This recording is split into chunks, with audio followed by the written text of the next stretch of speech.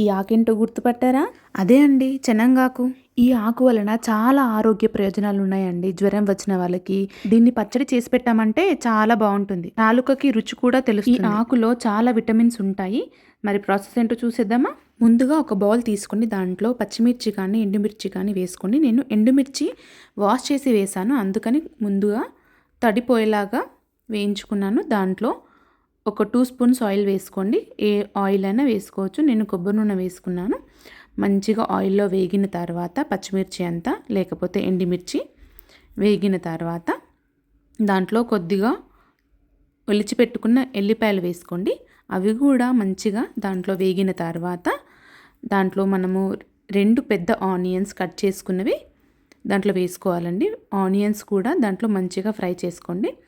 నార్మల్గా ఫ్రై చేసుకున్నా పర్లేదు, కొంచెం రెడ్ కలర్ వచ్చినా పర్లేదు. నేను కొంచెం దోరగానే వేయించుకున్నాను. చూసారా, ఇలా వేయించుకున్నాను. ఇలా వేయించుకున్నా బాగానే ఉంటుంది. దాంట్లో కొద్దిగా పసుపు, 1 స్పూన్ అల్లం వెల్లుల్లి పేస్ట్ ఫ్రెష్ది వేసుకుంటే బాగుంటుంది. వేసిన తర్వాత మంచిగా కలుపుకోండి. అంతా మిక్స్ చేసి కొంచెం ఫ్రై అయిన తర్వాత కడిగి పెట్టుకున్న చెనంగాకులు వేసేసుకోండి. వేసుకున్న తర్వాత అది మంచిగా మగ్గించుకోండి. దాంట్లో మంచిగా కలుపుకోండి. తర్వాత దాంట్లో కొద్దిగా జీలకర్ర వేసుకోండి.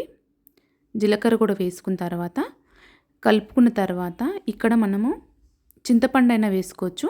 నేను తర్వాత లెమన్ వేసుకుంటానండి. తర్వాత అది చల్లారిన తర్వాత మిక్సీ పట్టుకొని ఒక బౌల్లో తీసుకోండి. ఇక్కడ మీరు తాలింపు అయినా పెట్టుకోవచ్చు, లేదా నార్మల్గానే తినేయచ్చు. నేను చింతపండు వేయలేదు కాబట్టి నిమ్మరసం వేస్తున్నాను.